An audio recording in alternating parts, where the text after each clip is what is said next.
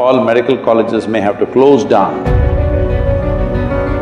because artificial intelligence will make diagnosis by itself and treat you by itself.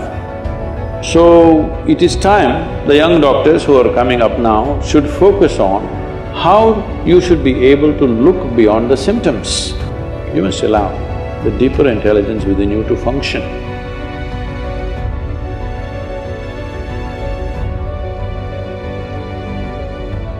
The antibiotic resistance is increasing day by day and Ayurvedic practices are declining day by day. So how do we create a perfect amalgamation between the practices of Ayurveda and allopathy? Ayurveda and Siddha and naturopathy is growing big time in the West, particularly in Europe, very big. In India, of course, it's dying because they have to approve it for us to take it. Without their approval, we cannot take it. But we must understand the difference between allopathy and these other Indian systems. Right now, an Ayurvedic doctor is going to another medical college just like you go for 4 years or 5 years or whatever.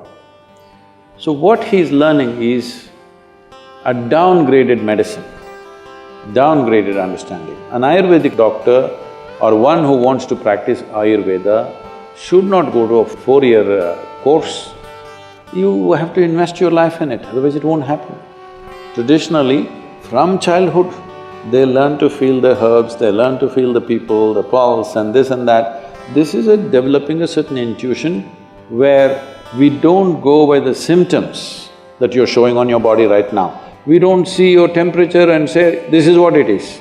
We don't look at those symptoms. We learn to look much deeper into the system to identify what exactly is right and wrong with your system. This will take a different level of involvement. That involvement is missing right now. We're looking at things, if I do this much, I must get this job or I must get this place in the world. With this, these systems may not function very well.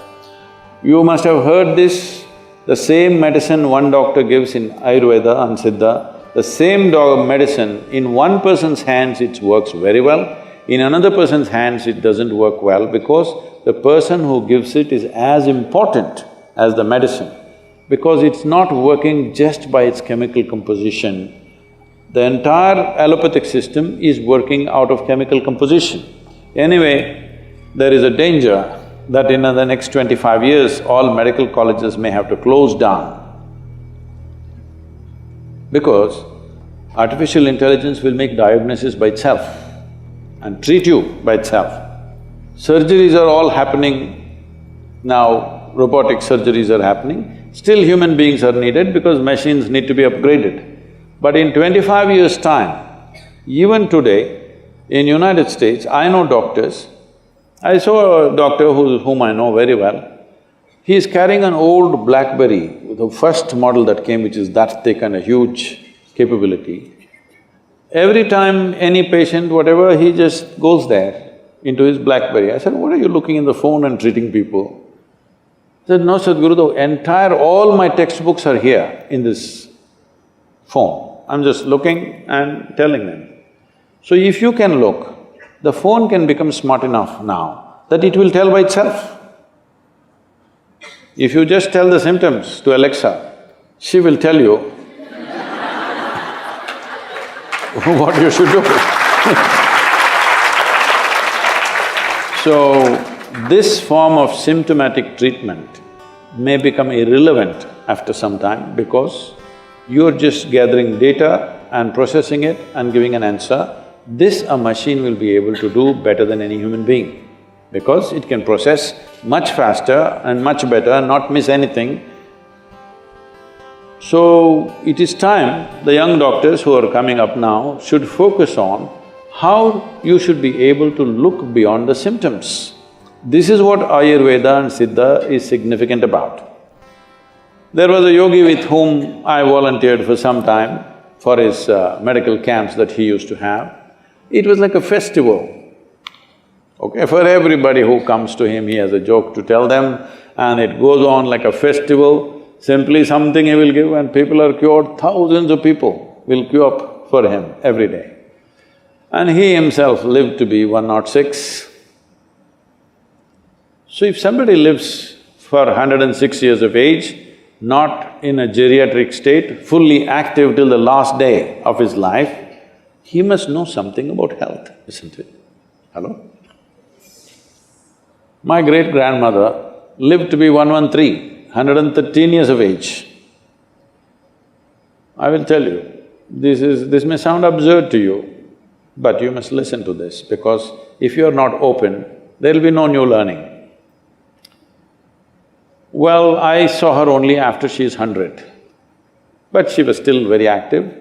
She was living all by herself in an open field. She built a small temple for herself, not for a god, for herself. She built a temple and she sat in it because she felt she deserves a temple.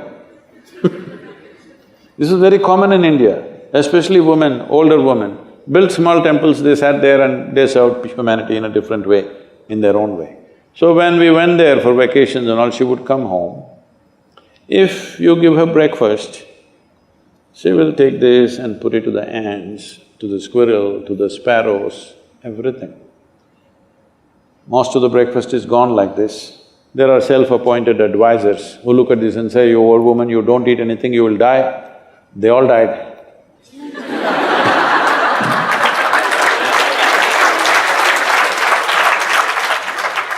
And she will simply sit there looking at these sparrows and ants eating, simply tears would be rolling from her eyes.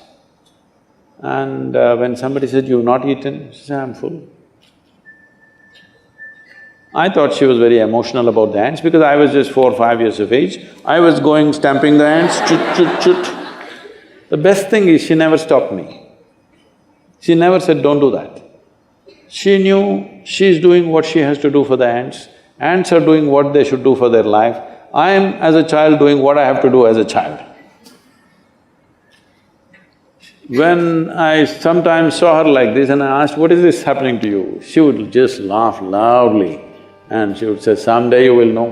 It took me over 25 years to know this, that your life is not nourished 100% by the food that you consume and things that you do.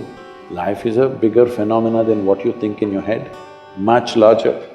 Before you came, this cosmos was there, everything was working. After you and me are gone, still it'll be fine, isn't it? There is an intelligence beyond you. Don't immediately quantify it as God, this, that, because you're making a conclusion about things that you do not know. If you stay here, this is very important, if you live here clearly knowing you don't know a damn thing about anything, your intelligence will remain alert to everything. But you make conclusions, reading a book, listening to this and that nonsense, you say, "I know this, I know that, I know that." The moment you identify with your knowledge, you will become very small because it doesn't matter how much you know, still what you know is a minuscule in this existence, isn't it? But our ignorance is boundless. This is called as the intelligence of ignorance. If you always know that you do not know, your intelligence will remain super alert. Whether your body is awake or asleep, it will remain super alert. This is what a doctor must do because, I'm sorry to say such things, you may know medicine, you might have read all the books in the world, you might have treated many patients, but still, everything seems to be perfect, somebody will die in your hands. Everything looks like he's going to die, he will sit up tomorrow morning. You will see this happening, yes or no?